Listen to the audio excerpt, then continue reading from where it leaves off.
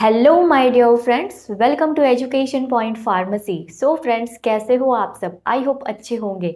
So friends, जो भी बच्चे B pharmacy first year first semester में है उनका एग्ज़ाम डेट आ चुका है। 24 मार्च को है फार्मास्यूटिकल एनालिसिस का पेपर। तो आपके पास टाइम है, अगर आप अभी से तैयारी स्टार्ट करते हैं तो बहुत सारे टॉपिक्स को आप कवर कर लोगे एग्ज़ाम आने तक। तो चलिए, आज के वीडियो में हम कुछ इम्पॉर्टेंट क्वेश्चंस को डिस्कस करने वाले हैं related to pharmaceutical analysis subject. आइए देखते हैं क्या क्या इम्पॉर्टेंट क्वेश्चंस है जो एग्जाम में आ सकता है।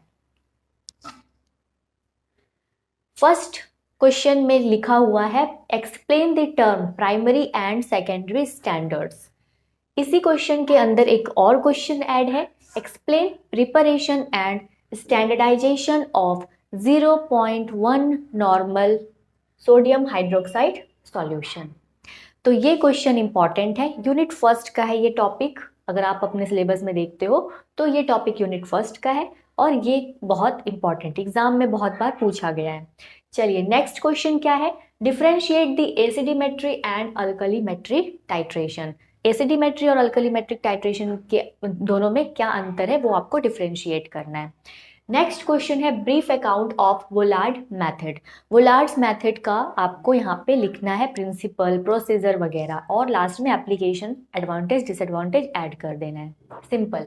ये क्वेश्चन है आपका प्रिसिपिटेशन टाइट्रेशन का। तो ये टॉपिक भी इंपॉर्टेंट है और इसमें प्रिसिपिटेशन टाइट्रेशन के अंदर मोहर्स मेथड भी है, फेजान्स मेथड भी है, इनको भी आप पढ़ लीजिएगा, वो भी पूछ सकता है एग्जाम में। बट वोलार्ड मेथड बहुत बार पूछा गया है और मोहर्स मेथड भी। फेजान्स मेथड ज़्यादा नहीं पूछता, बट छोटा सा पार्ट है, उसका कॉन्सेप्ट छोटा सा है, वो आप पढ़कर जाइएगा। नेक्स्ट क्वेश्चन है explain the theory of acid base indicator. Acid और बेस का जो इंडिकेटर है जो आप यूज करते हो उसका थ्योरी लिखना है आपको।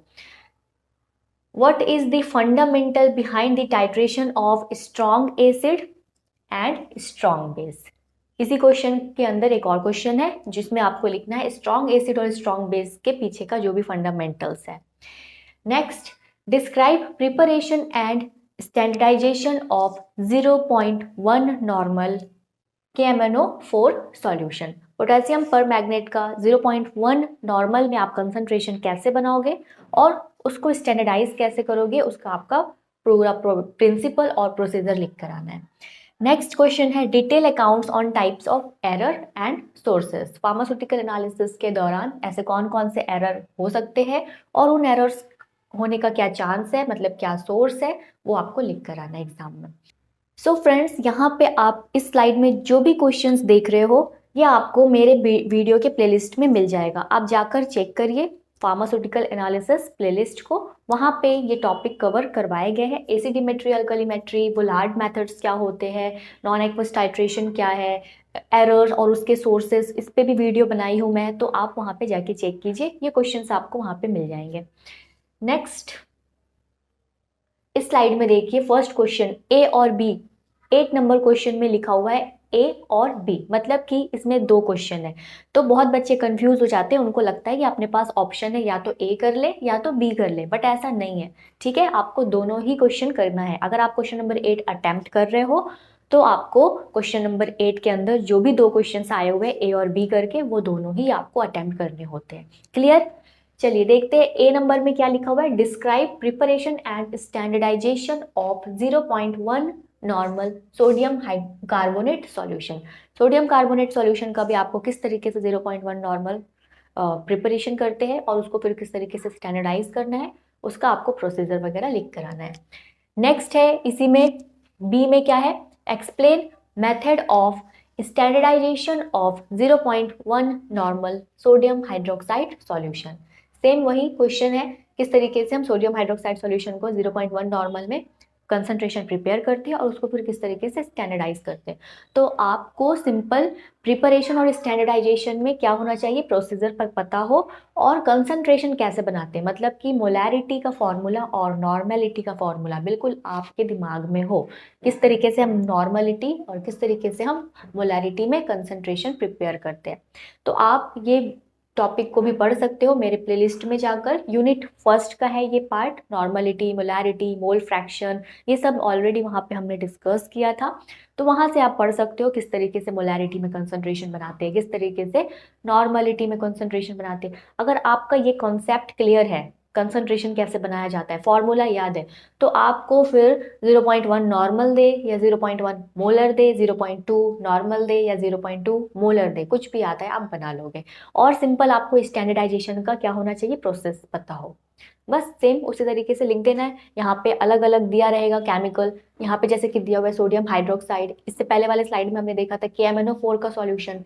और साथ ही साथ आपको कुछ ये जो भी इंपॉर्टेंट केमिकल्स है इनका क्या कर लेना है, मॉलिक्यूलर वेट याद कर लेना है, उससे आप फॉर्मूला में फिट करोगे, निकाल लोगे। ये आप टॉपिक को पढ़ सकते हो हमारे वीडियो में जाकर यूनिट फर्स्ट के अंदर। नेक्स्ट 9th नंबर क्वेश्चन में देखिए क्या है, ABCD, इस तरीके से 4 क्वेश्चंस दिए हैं। ये जनरली जब भी 3-4 क्वेश्चंस आए तो वो शॉर्ट नोट्स में पूछता है। शॉर्ट नोट्स में दिया होता है 4 से 5 क्वेश्चन, अटेम्प्ट एनी 3, उसमें से कोई भी 3 आपको लिखने होते हैं। जैसे यहाँ पे 4 क्वेश्चन है तो इसमें से लिखने होंगे आपको 3, और ये शॉर्ट नोट में पूछता है। चलिए देखते हैं फर्स्ट में क्या पूछ रहा है। A नंबर में limit test for chloride, chloride का limit test. Solvent use in non aqueous titration, non aqueous titration में हम क्या क्या सॉल्वेंट्स यूज करते हैं। आपको ये दोनों ही टॉपिक अगर पढ़ना है तो हमारे वीडियो में मिल जाएगा, आपको प्लेलिस्ट में आप जाकर चेक करिए। सेकंड C नंबर में को प्रिसिपिटेशन और पोस्ट प्रिसिपिटेशन क्या होता है, इसके बारे में आपको लिख कर आना है। शॉर्ट नोट्स में अगर पूछता है तो बहुत ज़्यादा आपको 5 पेज 6 पेज ऐसा नहीं लिखना होता है, कम से कम मिनिमम 2 पेज काफ़ी है, या फिर 1.5 पेज, इतना आप लिख सकते हो पर्टिकुलर एक एक क्वेश्चन का। नेक्स्ट है define molarity and normality, molarity और नॉर्मलिटी को सिंपल यहाँ पे डिफाइन करना, उसका फॉर्मूला लिखना है, that's it. 10th number question में भी देखिए सेम उसी तरीके से A और B करके लिखा हुआ है, मतलब कि आपको दोनों ही अटेम्प्ट करने होंगे। अगर आप 10th नंबर क्वेश्चन अटेम्प्ट कर रहे हो तो आपको A नंबर भी अटेम्प्ट करना है और B नंबर भी। तो A नंबर में क्या क्वेश्चन है देखिए, प्रिसिपिटेशन टाइट्रेशन क्या होता है वो लिखना है आपको। Next explain Mohr's method in details, Mohr's method को एक्सप्लेन करना है। अभी इसके पहले वाले स्लाइड में हमने देखा था वोलार्ड मेथड, है ना, ब्रीफ अकाउंट ऑन वोलार्ड मेथड। तो मोहर्स मेथड भी दे सकता है, वोलार्ड मेथड भी दे सकता है, आपको लिख कर आना है। तो आप टॉपिक वाइज पढ़िए और उसके बाद पढ़ने के बाद फिर इस क्वेश्चंस को खुद से अटेम्प्ट कीजिए। नेक्स्ट है principle, explain the principle of gravimetry, gravimetry का प्रिंसिपल आपको एक्सप्लेन करना है। नेक्स्ट 11th नंबर क्वेश्चन में देखिए क्या है, explain different technique in analysis, different technique pharmaceutical analysis के दौरान जो भी हम टेक्निक वगैरह यूज करते हैं उस टेक्निक का आपको नाम लिखना है और उसके बारे में थोड़ा थोड़ा एक्सप्लेन करना है। Next what is the non aqueous titration, non aqueous titration क्या होता है, and method of estimation of sodium benzoate, sodium benzoate को कैसे एस्टिमेट करेंगे उसका आपको मेथड, प्रोसीजर, ऐसे प्रोसीजर वगैरह लिख कर आना है। नेक्स्ट है explain neutralisation curve, neutralisation curve क्या होता है ये एक्सप्लेन करना है, और आपको ग्राफ प्लॉट करना है between strong acid versus weak base, strong acid versus weak base के बीच आपको ग्राफ प्लॉट करना है। यहाँ पे चेंज कर सकता है, strong acid versus strong base दे सकता है, या फिर strong acid versus weak base, या फिर weak acid versus weak base. तो यहाँ पे आपका क्वेश्चन चेंज हो सकता है। अगर आपको कॉन्सेप्ट पता है तो क्वेश्चन चेंज होगा, आप फिर भी बना के आ जाओगे। क्लियर? ऐसा नहीं है कि मैंने मैम आपने तो ये क्वेश्चन बताया था ये तो एग्जाम में आया ही नहीं, ये क्वेश्चन इस तरीके से आ सकता है, आपको कॉन्सेप्ट पे ध्यान रखना है। ये नहीं कि ये क्वेश्चन पढ़ा है तो यही आ जाए, ऐसा नहीं होता, ठीक है। इस टाइप का अगर क्वेश्चन आता है तो थोड़ा सा चेंज कर सकता है, यहाँ पे आपको कॉन्सेप्ट क्लियर रखना है। सिंपल आपको ग्राफ बनाना है और ये आपको कॉन्सेप्ट पता होना चाहिए किस तरीके से हम ग्राफ प्लॉट करते हैं, फिर यहाँ पे कुछ भी चेंज करता है आप आराम से बना के आ सकते हो। चलिए नेक्स्ट स्लाइड में देखते हैं क्या है, give classification of complexometric titration. यहाँ पे आपको कितने टाइप के कॉम्प्लेक्सोमेट्रिक टाइट्रेशन होते हैं उनके बारे में लिखना है, जैसे कि डायरेक्ट मेथड है, इनडायरेक्ट मेथड है, बैक टाइट्रेशन है, अल्कलीमेट्रिक टाइट्रेशन है, कॉम्प्लेक्सोमेट्रिक टाइट्रेशन। तो ये सब आपको यहाँ पे लिख कर आना है। नेक्स्ट है राइट अबाउट कंडक्टोमेट्री टाइट्रेशन, ये टॉपिक यूनिट 5 का है और मेरे प्लेलिस्ट में आपको नहीं मिलेगा क्योंकि मेरे प्लेलिस्ट में सिर्फ यूनिट 3 तक वीडियोस डले हुए हैं। ये क्वेश्चन यूनिट 5 का है। Next, describe step involve in gravimetric analysis. यहाँ पे आपको ग्रेविमेट्रिक एनालिसिस के दौरान जो भी स्टेप्स आप फॉलो करते हो, मतलब कि प्रोसीजर, वो लिख कर आना है। नेक्स्ट है right construction and working of dropping mercury electrode. Dropping mercury electrode का आपको कंस्ट्रक्शन मतलब कि इंस्ट्रूमेंटेशन और फिर उसका वर्किंग लिख कर आना है। ये भी आपका यूनिट 5 का ही क्वेश्चन है, तो आप किसी और वीडियो से जाके पढ़ सकते हो।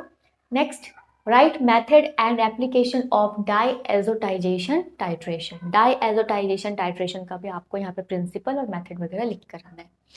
नेक्स्ट क्वेश्चन देखिए क्या है, principle and application of redox titration. Unit 4 का है ये क्वेश्चन। अगेन ये क्वेश्चन मेरे वीडियो प्लेलिस्ट में नहीं है अवेलेबल, आप किसी और वीडियो से पढ़ सकते हो या फिर किसी बुक से आप पढ़ सकते हो। Next, describe estimation of magnesium sulphate. Magnesium sulphate को किस तरीके से एस्टिमेट करेंगे उसका आपको यहाँ पे प्रोसीजर, ऐसे प्रोसीजर लिख कर आना है। Next, right method and application of potentiometric titration. यहाँ पे आपको मेथड और एप्लीकेशन लिख कर आना है, किसका, पोटेंशियोमेट्रिक टाइट्रेशन का। अगेन ये भी यूनिट 5 का ही टॉपिक है।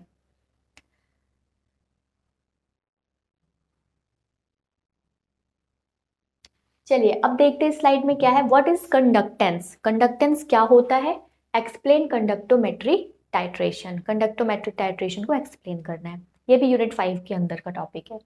Next, differentiate the iodimetry and iodometry titration. इनके बीच क्या डिफरेंस है वो आपको लिखना है, ये यूनिट 4 का क्वेश्चन है। नेक्स्ट 24 नंबर क्वेश्चन देखिए क्या पूछ रहा है, प्रिंसिपल ऑफ पोलैरोग्राफी। पोलैरोग्राफी का जो भी प्रिंसिपल है वो आपको लिखना है। Elaborate along with construction and working of dropping mercury electrode. Dropping mercury electrode का यहाँ पे आपको कंस्ट्रक्शन और एप्लीकेशन वगैरह लिख कर आना है, सॉरी वर्किंग वगैरह लिख कर आना है, ठीक है।